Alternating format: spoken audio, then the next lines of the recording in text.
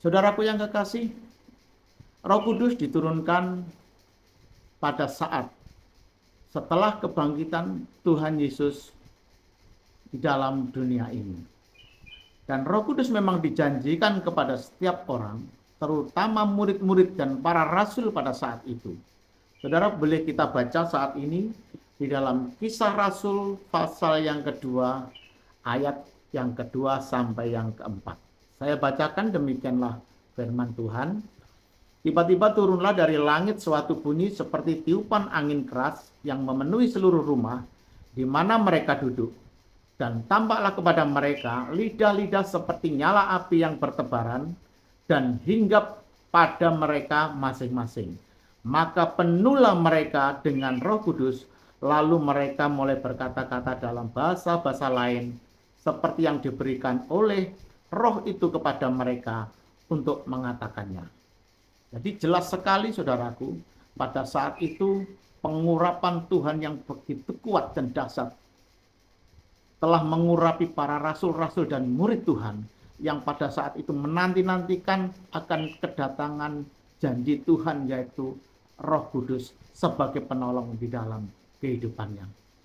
Saudaraku yang kekasih di dalam Tuhan, pada saat ini ada dua hal yang akan kami share kepada saudara semua tentang pandangan bahasa lidah.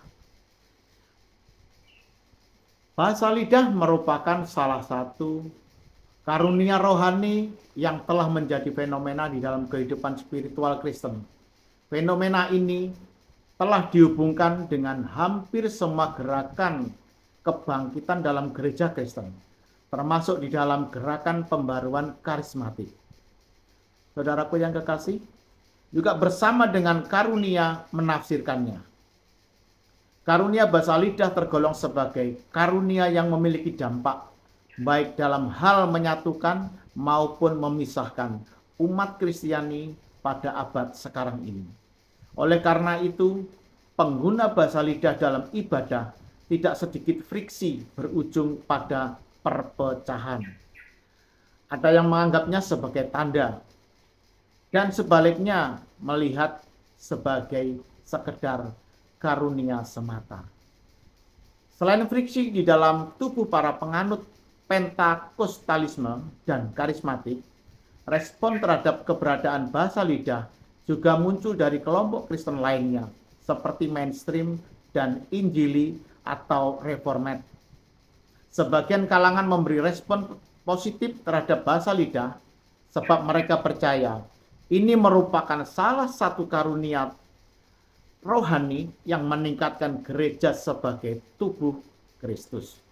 Akan tetapi ada juga sekelompok yang menolak bahasa lidah dan menganggapnya sebagai suatu yang negatif.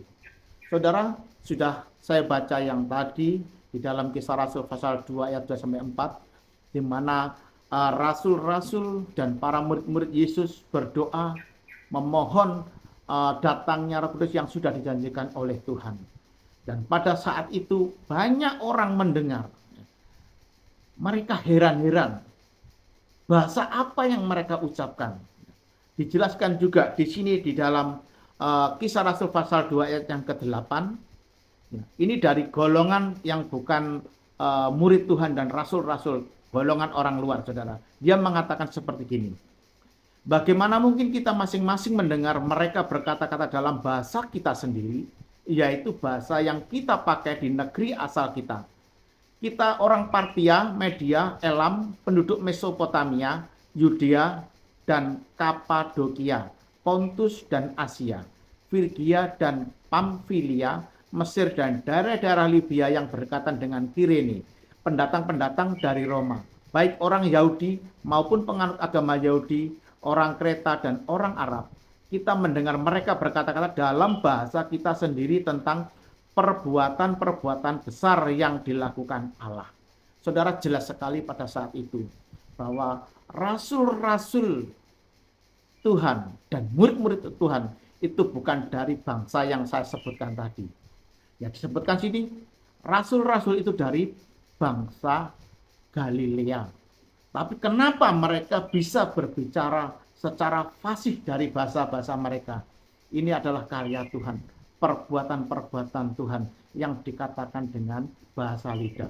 Jadi bahasa lidah itu keluar dari mulut para hamba-hamba Tuhan saat itu yang diurapi dengan bahasa-bahasa karunia bahasa lidah. Mereka berbicara tentang bahasa, menggunakan bahasa-bahasa orang-orang tadi, sampai orang-orang tadi heran.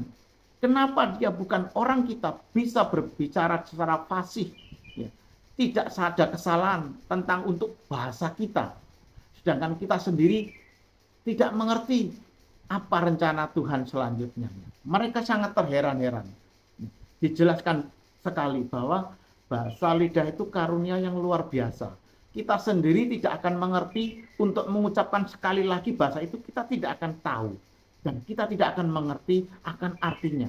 Namun Tuhan membuat orang-orang yang mendengarnya seperti mereka berbicara kepada masing-masing orang.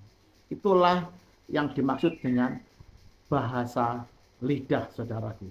Jadi jelas sekali di sini dijelaskan mengenai bahasa lidah itu